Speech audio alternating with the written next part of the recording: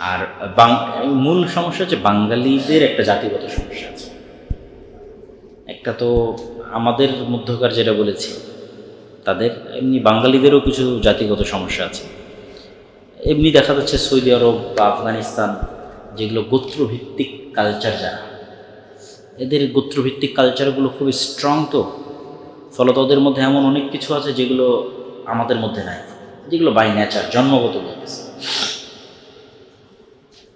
যেমন দেখা যাচ্ছে যে সৌদিতে কেউ যদি নিজের মাথার রুমাল এরকম করে খুলে ফেলে দেয় আপনার সামনে, তাহলে এখন সে যেটা বলবে সেটা আপনি মানতে বাধ্য। এমনি একটা কালচারের গল্প করতেছে যে সে যেটা বলবে আপনি সেটা মানতে বাধ্য। তো এরকম আমাদের কালচারাল অনেক রুলস রেগুলেশন আছে যেগুলো তারা টপ লেভেলে ফলো করে। তার মধ্যে অন্যতম একটা হচ্ছে যে ওরকম মিথ্যা ধোকা যায় না, জন্মগত খুব কম। তারপরে ন্যায় ইনসাফ, জন্মগত এই জিনিসগুলো কমন, যেটা আমাদের বাঙালিদের ক্ষেত্রে জন্মগত কমন না। এটা কি হয়তো হিস্ট্রি অ্যানালাইসিস করলে বোঝা যাবে। আমি এমনি যেটা অ্যানালাইসিস করেছি যে জাতি একসময় গোলাম হয় সেই জাতির নেচার নষ্ট হয়ে যায় গোলাম। এটা আমার অ্যানালাইসিস। যেমন বানু ইসরাইল, এই যে যারা মুসা আলাইহিস সালামের সাথে অনেক কিছুতে বিট্রে করতেছে, এরা তো সব নবীর সন্তান। ইউসুফ আলাইহিস সালাম এবং তার 11 ভাইয়ের সন্তান। আফটার 400 ইয়ার্স, 400 বছর পর তারাই বিট্রে করতে, রক্ত তাদের নবীদের। কেন? ফেরাউনের গোলামিতে তাদের স্বভাব চরিত্র নষ্ট হয়ে গেছে, মনটা ছোট হয়ে গেছে, সংকীর্ণ হয়ে গেছে, নেতা তৈরি হওয়ার মতো মন মানসিকতা নেই। ওই সমাজের এই বিষাক্ত পরিবেশ থেকে বাঁচাতে আল্লাহ মুসা আলাইহিস সালামকে ফেরাউনের বাড়িতে দিয়ে দিয়েছে, যাতে মুসা আলাইহিস সালাম জন্মগত নেতার বৈশিষ্ট্য নিয়ে বড় হয়। এগুলো আমি আমার বহু বক্তব্য বলেছি। তা আমাদের সমাজ ব্যবস্থাটা এমন, আমাদের বাঙালিদের সমাজ ব্যবস্থা, এখানে আমরা জন্মগত এমন দূষিত মেন্টালিটি নিয়ে বড় হই যে ওইভাবে নেতা হওয়ার পরিবেশ তৈরি করা খুব কঠিন। আল্লাহ ইল্লামান রাহিমা রব্বি, আল্লাহ যদি কারোর ওপর দয়া করে, অনেক বড় মন নিয়ে, অনেক উদার, অনেক সত্যবাদিতা এবং অনেক সীমাহীন ন্যায় পরায়ণতা নিয়ে যদি কেউ আসে, তো নেতা হবে, অবশ্যই নেতা হবে। কিন্তু এই যে মারামারি, কাদা ছোড়াছড়ি, পিছন ধরে টেনে ধরা, হিংসা বিদ্বেষ, এগুলো তো আমাদের সবার স্বভাবজাত বৈশিষ্ট্য। এগুলোর মধ্যে থেকে আসলে নেতা তৈরি হওয়া খুব কঠিন। জি, তারপরে যদি কোনো প্রশ্ন না থাকে আমরা শেষও করতে পারি, কোনো সমস্যা নেই। যদিও বক্তব্যের মধ্যে একটা কথা বলতে ছুটে গেছিলাম যে ইব্রাহিম আলাইহিসসালাতু ওয়াসসালামের দুইটা দোয়া খুব গুরুত্বপূর্ণ। একটা তো আমরা শুনলাম যে ইব্রাহিম আলাইহিস সালাম বললেন যে আল্লাহ এই জায়গায় আমার ছেলে মেয়েদের রেখে যাচ্ছি যাতে এরা বড় হয়ে সালাত প্রতিষ্ঠা করে। আবার আর এক জায়গায় আল্লাহ সুবহানাহু ওয়া তাআলা ইব্রাহিম আলাইহিস সালামের দোয়াগুলো উল্লেখ করতেছে যে উনি ওনার পরবর্তী বংশধরের জন্য দোয়া করছেন, রব্বি জাআলনি মুকিমাস সালাহ ওয়া মিন যুররিয়াতি, হে আল্লাহ আমাকে সালাত আদায়কারী বানান আর আমার পরবর্তী বংশধরকে সালাত আদায়কারী বানান। হে আল্লাহ আমাকে এবং আমার পরবর্তী বংশধরকে মিন আই ইয়াবুদাল আসনাম ও জুনুবনি ইয়াবুদাল আসনাম, আমাকে এবং আমার পরবর্তী বংশধরকে মূর্তি পূজা থেকে বাঁচান, শিরক থেকে বাঁচান। তাতে ইব্রাহিম আলাইহিস সালামের দোয়াগুলোর সামারি করলে দেখা যায় যে সালাত এবং শিরক মুক্ত থাকা, এই দুইটাকে উনি ওনার জন্য এবং ওনার পরবর্তী বংশধরের জন্য সবচেয়ে গুরুত্ব দিয়ে আল্লাহর কাছে চেয়েছেন। এবং আজকে দ্বিতীয় রাকাতে যে আয়াতটা তেলাওয়াত করেছি সেখানে ঈসা আলাইহিস সালাম মায়ের কোল থেকে বলতেছেন যে হ্যাঁ আমাকে আল্লাহ আদেশ দিয়েছে সালাত এবং যাকাতের। তো এই যে সালাতের যে কমন থাকা সব জায়গাতে, তো সালাত এবং তাওহীদ এই দুটো খুবই গুরুত্বপূর্ণ, যেটা ইব্রাহিম আলাইহিস সালামের জীবনের সকল শিক্ষার সারমর্ম। যে কি যেন বলতে চাচ্ছিলেন?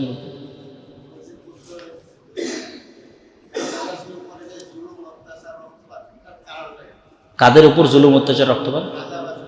আচ্ছা,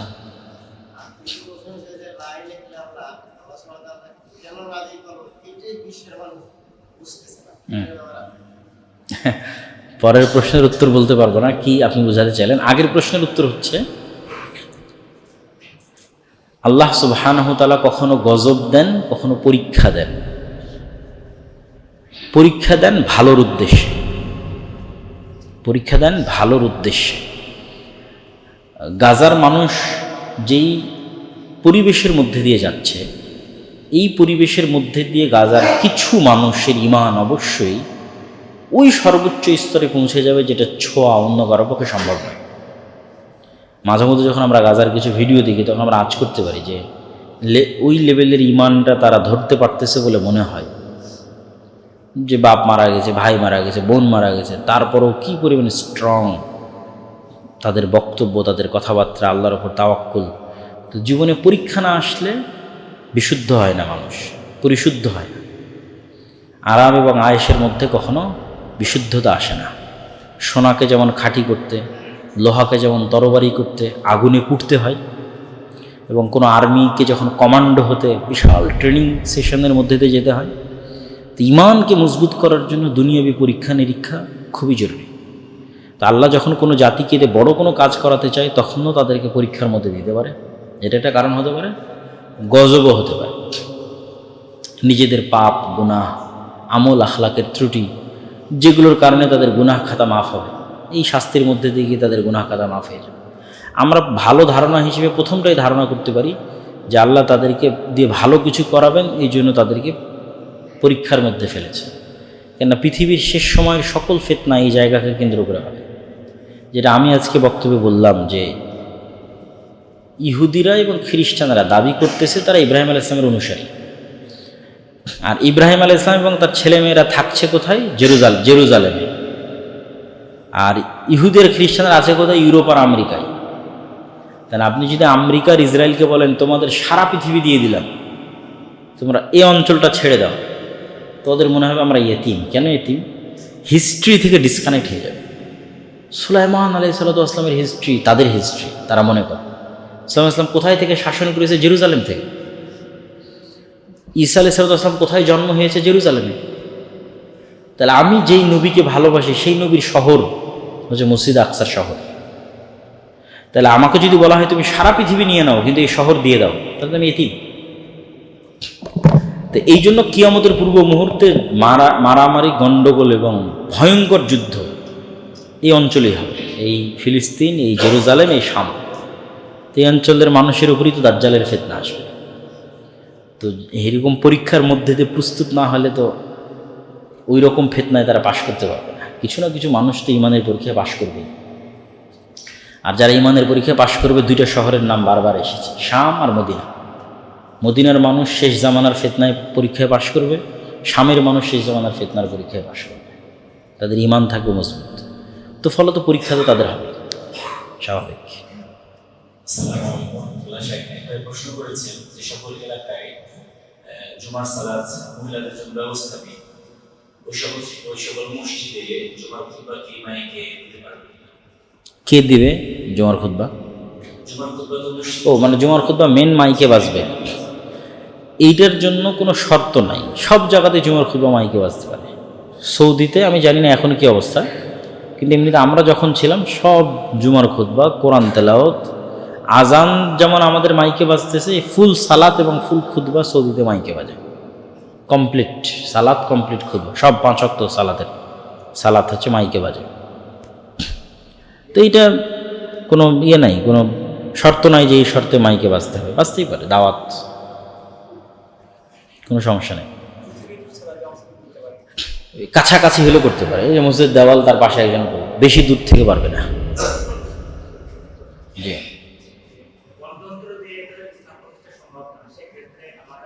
কাদের দিয়ে ইসলাম প্রতিষ্ঠা সম্ভব না? আচ্ছা,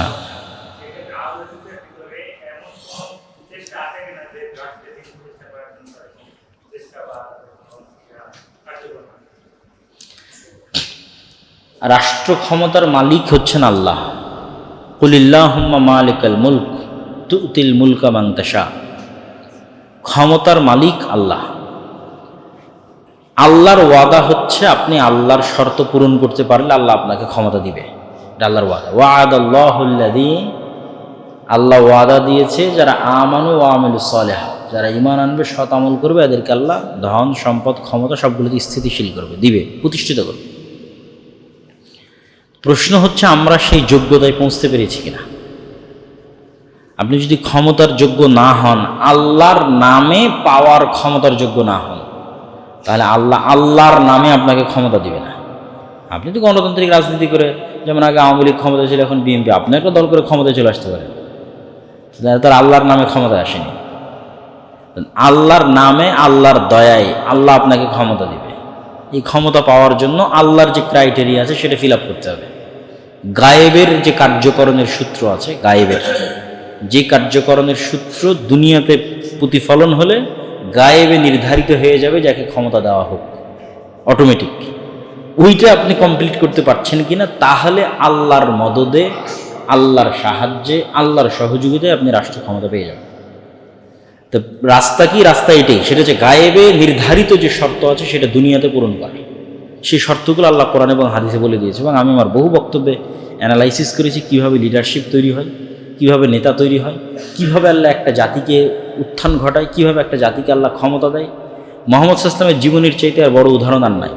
অনলি 23, মানে 23 বছরের একটা সময়ের মধ্যে উনি কীভাবে রাষ্ট্র ক্ষমতায় চলে আসলেন। তো উনি যেভাবে আল্লাহর সাহায্য এবং আল্লাহর সহযোগিতা রাষ্ট্র ক্ষমতা পেয়েছেন, আল্লাহর সাহায্য এবং সহযোগিতা ছাড়া রাষ্ট্র ক্ষমতা পাওয়ার কোনো ওয়ে নাই। ফলত আগে নিশ্চিত করতে হবে আল্লাহর সাহায্য, সবার আগে নিশ্চিত করতে হবে আল্লাহর সাহায্য। বদরের যুদ্ধে মুহাম্মদ সাল্লাল্লাহু আলাইহি ওয়াসাল্লাম নিশ্চিত করতে চেয়েছে আল্লাহর সাহায্য। এই জন্য সারা রাত সালাতে, সারা রাত, এবং হাত এরকম করে উঁচুতে উঠিয়ে দোয়া করতেছে, চাদর খুলে পড়ে গেছে। আবু বকর রাদিয়াল্লাহু তাআলা আনহু বলতেছেন, আপনি তো নবী, এত বলার কি দরকার, যথেষ্ট। কিন্তু মুহাম্মদ সাল্লাল্লাহু আলাইহি ওয়াসাল্লাম খুব ভালো করে জানে যে আল্লাহর সাহায্য ছাড়া ওনার বিজয় হবে না, দুনিয়াবী শক্তি দিয়ে উনি জিততে পারবে না। আল্লাহর সাহায্য নিশ্চিত করার ক্রাইটেরিয়া যেই দিন মানুষ ফিল আপ করতে পারবে, সেই দিন আল্লাহর সাহায্যে মানুষ ক্ষমতা পাবে। আল্লাহর নামে, যেটা আল্লাহর ক্ষমতা, সেটার প্রতিনিধি হয়ে ক্ষমতা পাবে। আর আল্লাহর সাহায্য যদি নিশ্চিত না করতে পারে, ওই ক্রাইটেরিয়া ফিল আপ না করতে পারে, তাহলে পাবে না। আর একটা প্রশ্ন নিয়ে আমরা শেষ করবো ইনশাআল্লাহ।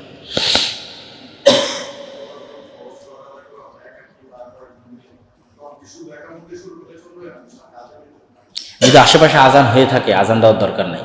কিন্তু এমন শহর, এমন গ্রাম, এমন এলাকায় আছি যেখানে আজান হয় না, আমি জানি খুব ভালোভাবে, তখন অবশ্যই আমাকে আজান দিতে হবে। তখন আজান দেওয়াটা ইবাদত, সুন্নাত। আর যেহেতু আশেপাশে সবাই জানি, অসংখ্য মসজিদ আছে, আজান হচ্ছে, ওয়াক্তের আজান হয়, তখন আমি শুধু ইকামত দেব। ঠিক আছে, আমরা বৈঠক শেষে দোয়া পড়ি। আচ্ছা,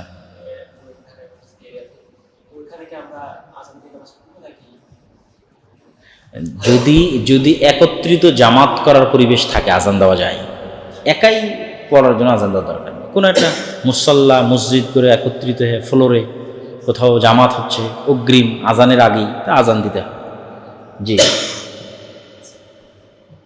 দুইটা প্রশ্ন ছিল, আপনি সংক্ষিপ্ত করে উত্তর দিলে হবে ইনশাআল্লাহ। প্রথম প্রশ্নটা হচ্ছে, আমরা জানি রাসূলুল্লাহ সাল্লাল্লাহু আলাইহি ওয়াসাল্লাম প্রথমে পড়তে জানতেন না, লিখতে জানতেন না, কিন্তু পরবর্তীতে তিনি আসলে পৃথিবীর সর্বশ্রেষ্ঠ শিক্ষক হিসেবে আবির্ভূত হয়েছেন আমাদের কাছে। তো রাসূলুল্লাহ সাল্লাল্লাহু আলাইহি ওয়াসাল্লামের যে পাঠদান পদ্ধতি, বা এখন আমাদের বর্তমান আধুনিকায়নের যুগে যে হচ্ছে স্টুডেন্ট সেন্টার লার্নিং, যেটাকে বা মনস্তাত্ত্বিক শিক্ষা পাঠদান পদ্ধতি যেটাকে আমরা বলি, এটাতে আসলে সামঞ্জস্যতা কোথায় বা পার্থক্য কোথায়, এবং যদি পার্থক্য বা সামঞ্জস্য থেকে থাকে সেটা নিরসন করার জন্য এখন আমাদের আপনারা যারা আছেন বা আমাদের আলেম যারা, আমাদের তাজ বলি আমরা, বা আমাদের হচ্ছে তাদেরকে আমরা তাদের কথাগুলো আমরা মেনটেন করি, চেষ্টা করি পালন করার জন্য, তারা অসংখ্য প্রতিষ্ঠান করছে, সেগুলোর বাস্তবায়ন আদৌ হচ্ছে কিনা, এটা হচ্ছে মূলত আমার প্রশ্ন। মানে রাসূল সাল্লাল্লাহু আলাইহি ওয়াসাল্লামের টিচিংস স্টাইল সেটা বাস্তবায়িত হচ্ছে কিনা, না আধুনিক যে টিচিং থিওরি সেটা বাস্তবায়িত হচ্ছে কিনা? সেটার সাথে স্টুডেন্ট সেন্টার লার্নিং এর পার্থক্যটা কোথায় আসলে? আচ্ছা, সেটা কি আসলে বাস্তবায়ন? এটা প্রশ্ন এক। প্রশ্ন দুই হচ্ছে যে আমাদের আসলে ওই সেম আধুনিকায়নের যুগে আসলে এই বৈশ্বিক যে পরিবর্তনটা দেখা যাচ্ছে, যে পশ্চিমা সভ্যতার একটা বিশাল প্রভাব, আধিপত্য বিস্তার আমাদের সমাজগুলোতে সয়লাভ হচ্ছে, সেই জায়গাটা থেকে আসলে আমাদের মুসলিম রাষ্ট্র যেগুলো আছে, বা আমরা যারা ইসলামকে প্র্যাকটিস করতে চাই, সেই জায়গা থেকে সমাজবদ্ধভাবেও আমরা আসলে এটা কিভাবে পাশ কাটিয়ে উঠে ইসলামী মূল্যবোধকে ধারণ করতে পারি, এটা আসলে আমাদের জন্য একটা বড় প্রতিবন্ধকতা। এটা আমরা ইউনিভার্সিটি, প্রতিষ্ঠান, সমাজ বা আমাদের প্রত্যেকটা জায়গাতে আসলে এটা একেবারে স্প্রেড হয়ে গেছে। তো এটাকে আসলে কিভাবে পাশ কাটিয়ে উঠতে পারি আমরা পশ্চিমা সভ্যতাকে? হ্যাঁ, ইসলামী মূল্যবোধকে কায়েম করে, একটা হচ্ছে পাশ কাটিয়ে যাওয়া, আর একটা হচ্ছে ইসলামী মূল্যবোধ কায়েম করা। ইসলামী মূল্যবোধকে আমরা ধারণ করতে চাই, পাশ কাটিয়ে যেতে পারি কিন্তু ইসলামী মূল্যবোধকে ধারণ করতে পারি না। আমি একটু মেনটেন করি ইসলামী মূল্যবোধকে কোথায় ধারণ করতে চাই? আমাদের বাস্তবিক জীবনে, আমাদের সমাজে। প্রথম প্রশ্নের উত্তর হচ্ছে, রাসূল সাল্লাল্লাহু আলাইহি ওয়াসাল্লামের যে শিক্ষাদান পদ্ধতি, এটা নিয়ে আধুনিক যুগে অনেক গবেষণা হয়েছে যে আধুনিক যুগের শিক্ষাদান পদ্ধতির সাথে রাসূল সাল্লাল্লাহু আলাইহি ওয়াসাল্লামের শিক্ষাদান পদ্ধতির মিল এবং অমিল। তাতে দেখা গেছে যে আধুনিক যুগের যে শিক্ষাদান পদ্ধতিগুলো, যেমন তুমি বলে স্টুডেন্ট সেন্টার, এগুলোর অনেক বাস্তবায়ন রাসূল সাল্লাল্লাহু আলাইহি ওয়াসাল্লামের যুগেই ছিল। যেমন এই যে কোনো কিছু বলার আগে সাহাবীদের জিজ্ঞেস করতেন, হাল তাদরুনা মাল গীবাহ, তোমরা কি জানো গীবত কাকে বলে? অবশ্যই সাহাবীদের থেকে কেউ না কেউ অ্যান্সার দিত, অনেক ক্ষেত্রে অ্যান্সারও দিয়েছে। তোমরা কি এমন কোনো গাছের কথা জানো যে গাছেই খেজুর গাছের কথা একজন আল্লাহ জিজ্ঞেস করছে? তো এরকম অনেক কিছুই রাসূল সাল্লাল্লাহু আলাইহি ওয়াসাল্লাম সাহাবীদেরকে বলার সুযোগ দিতেন এবং তারা বলার প্রেক্ষিতে তিনি সমাধান দিতেন। বদরের যুদ্ধ থেকে শুরু করে অনেক হিস্ট্রিক্যাল প্লেসে দেখা যায় আল্লাহ নবী বলতেছে আমরা তাবু কোথায় করব, তো একজন বলছে এখানে করেন, আরেকজন বলছে এখানে করেন, ওমর বলতেছে এখানে করেন। তাহলে সবাই মতামত দিচ্ছে, তার মধ্যে থেকে আল্লাহ নবী একটা ডিসিশন দিচ্ছে। তো স্টুডেন্টদেরকে কানেক্টেড রেখে তাদেরকে দার্স দেওয়া, এটা রাসূল সাল্লাল্লাহু আলাইহি ওয়াসাল্লামের জীবনের বিভিন্ন ঘটনার অ্যাঙ্গেলে ফুটে ওঠে এবং এগুলোর উপর বিস্তর এবং লম্বা গবেষণাও আছে। তো রাসূল সাল্লাল্লাহু আলাইহি ওয়াসাল্লামের যে শিক্ষাদান পদ্ধতি ছিল, সেই শিক্ষাদান পদ্ধতি দুইটার কম্বিনেশনই ছিল। শিক্ষকের ব্যক্তিত্ব এবং ভারাত্ব, মুখস্থ শক্তি, অ্যানালাইসিস, প্রবলেম সলভিং, সবগুলোর সমন্বিত একটা ব্যবস্থাই ছিল রাসূল সাল্লাল্লাহু আলাইহি ওয়াসাল্লামের শিক্ষাদান পদ্ধতি। আমাদের প্রতিষ্ঠানগুলোতে আমরা সেগুলো বাস্তবায়ন করতে পারছি কিনা, এটা অনেক বড় একটা কোশ্চেন মার্ক। এটার অ্যান্সার দেওয়া একবারে টু দ্য পয়েন্ট সম্ভব নয়, তবে এতটুকু বলতে পারি যে অবশ্যই বাস্তবায়নে আমরা অনেকাংশেই ব্যর্থ, পরিপূর্ণরূপে বাস্তবায়নে ব্যর্থতার পেছনে অনেক কারণ আছে, তবে চেষ্টা করতে হবে। আর দ্বিতীয় যেটা প্রশ্ন ছিল সেটা হচ্ছে মূল্যবোধ, ইসলামের মূল্যবোধ নিজের জীবনে বাস্তবায়ন করা অথবা ধরে রাখা। সব কিছুর পূর্বে জ্ঞান অর্জন। জ্ঞান না থাকলে মানুষ তার নিজের পরিচয়কে খুঁজে পাবে না, আত্মপরিচয়কে খুঁজে পাবে না। কোরআনের সাথে থাকলে, হাদিসের সাথে থাকলে নিজেকে জানতে পারবে। এবং ইতিহাস, কোরআনেও প্রচুর ইতিহাস বলা আছে। আজকে তো আমরা সব কোরআন থেকেই বললাম, সেগুলো ইতিহাস। তো এই ইতিহাসগুলো অ্যানালাইসিস করলে এবং জ্ঞান থাকলে মানুষ নিজের আত্মপরিচয় খুঁজে পায় এবং সে সঠিক সিদ্ধান্ত নিতে পারে যে কোন সময়ে তার কি করা উচিত এবং কি করলে কি হয়। অতীতের ঘটনাগুলো মাথায় থাকলে এটাও জানা যায় কি করলে কি হয়, ফ্রেমিংটা বোঝা যায় খুব ক্লিয়ার। এইটা ঘটলে এটা হয়, এটা ঘটলে এটা হয়, অতীতেই ঘটেছে, সামনে ওই ঘটবে। তো যখনই মানুষের কাছে জ্ঞান থাকে এবং তার সাথে ঈমানের নূর যুক্ত হয় এবং যেখান থেকে নূর আসবে সেটার সাথে সে কানেক্টেড থাকে। নূর কোথায় থেকে আসবে? নূরের উৎস হচ্ছে ওহী। মানুষের অন্তর তো মৃত নূর ছাড়া, হার্টবিট প্রকম্পিত হচ্ছে কিন্তু অন্তর মারা গেছে, কেন? নূর নাই। তো এই নূরটা কই থেকে আসবে? নূর আসে ওহী থেকে। ওহী হচ্ছে নূরের উৎস, তথা কোরআন এবং হাদিস। ওখান থেকে যখন আমরা নূর নিব এবং আমাদের অন্তরে নূর থাকবে এবং আমাদের অন্তর আলোকিত থাকবে, জীবিত থাকবে এবং আমাদের কাছে জ্ঞান আছে, ওহীর জ্ঞান আছে, তখনই পৃথিবীর যে কোনো পরিস্থিতিতে, যে কোনো পরিবেশেই আমরা আল্লাহ সুবহানাহু ওয়া তাআলার সাথে কানেক্টেড থাকার রাস্তা খুঁজে বের করতে পারবো এবং ইসলামী মূল্যবোধের উপর চলার রাস্তা খুঁজে বের করতে পারবো। সর্বোপরি আল্লাহ সুবহানাহু ওয়া তাআলার সাহায্য চাইতে হবে, কেননা আমাদের আদি পিতা ভুল করেছে এবং তিনি নিজে ভুলেও গেছে। তা আমরাও ভুল করব, ভুলেও যাব। ভুল করেছে কি নিষেধ করেছিল? শয়তান হিতাকাঙ্ক্ষী হিসেবে পথভ্রষ্ট করেছে, কসম করে বলেছে, আল্লাহর কসম আমি আপনার হিতাকাঙ্ক্ষী হয়ে বলছি, যদি আপনি এই গাছের ফল খান তাহলে আপনি ফেরেশতা হয়ে যাবেন আর পার্মানেন্ট জান্নাতে থাকতে পারবেন, নাহলে গ্যারেন্টি নাই কখন আল্লাহ আপনাকে জান্নাত থেকে বের করে দেয়। তাহলে শয়তানের ওয়াসওয়াসা দেওয়ার স্টাইল হচ্ছে আপনার হিতাকাঙ্ক্ষী, গুনাহ হিসেবে না, ওর মধ্যে কল্যাণই দেখাবে যে না এই কাজটার মধ্যে করলে এই উপকার আছে, দিয়ে আপনাকে ফাঁদে ফেলে দেবে। তো শয়তানের সাথে এই শত্রুতার যে সাইকোলজি, এটা আমাদের ধরতে পারতে হবে। এটা হচ্ছে ভুল করেছেন, ভুলে গেছেন। রুহের জগতে আদম আলাইহিসসালাতু ওয়াসসালাম দাউদ আলাইহিসসালাতু ওয়াসসালামকে 40 বছর হায়াত দিয়েছে। 60 আর 40-এ দাউদের বয়স 100 বছর। এখন যখন মালাকুল মউত চলে এসেছে 40 বছর আগে, তখন আদম আলাইহিস সালাম বলছে আমার হায়াত তারও 40 বছর আছে। আপনি ভুলে গেছেন, আপনি রুহের জগতে আপনার সন্তানকে 40 বছর দিয়েছিলেন। আর আল্লাহ নবী বলতেছে পিতা ভুলে গেছে, সন্তানেরাও ভুলে যাবে। তো ভুল করা আর ভুলে যাওয়া মানুষের পার্মানেন্ট অসুস্থতা। ফলত এখানে কেউ নিষ্কলুষ, নিখুঁত এবং নিষ্পাপ নয়। ভুল করবে, তওবা করবে, এটির জন্যই আল্লাহ আমাদের সৃষ্টি করে। ফলত আমি একদম 100% একটা গুনাহ আমার দ্বারা হবে না, এটা আসলে মানুষের পক্ষে সম্ভব নয়। কিন্তু বারবার আল্লাহর কাছে ফিরে আসতে হবে। তাওয়াব, বারবার তওবাকারী। আওয়াব, আল্লাহ সুবহানাহু ওয়া তাআলার কাছে বারবার যে ফিরে আসে, এগুলো নবীদের গুণ আল্লাহ কোরআনে বলেছে। তো আল্লাহ সুবহানাহু ওয়া তাআলার পরিচয় জানা থাকলে এবং বারবার আল্লাহর কাছে ফিরে আসার অভ্যাস থাকলে এবং আল্লাহর সাথে কানেক্টেড থাকার অভ্যাস থাকলে, অন্তরে নূর থাকলে, ওহির জ্ঞান থাকলে, শয়তানের ষড়যন্ত্র সম্পর্কে সচেতন থাকলে, শয়তানের সাইকোলজি সম্পর্কে নলেজ থাকলে অবশ্যই পৃথিবীর যে কোনো পরিস্থিতিতে মানুষ দিনের উপর টিকে থাকতে পারবে ইনশাআল্লাহ। আল্লাহ কবুল করুক। আমরা সবাই বৈঠক শেষে দোয়া পড়ি। সুবহানাকা আল্লাহুম্মা ওয়া বিহামদিকা আশহাদু আল্লা ইলাহা ইল্লা আনতা আস্তাগফিরুকা ওয়া আতুবু ইলাইক। আসসালামু আলাইকুম ওয়া রাহমাতুল্লাহ।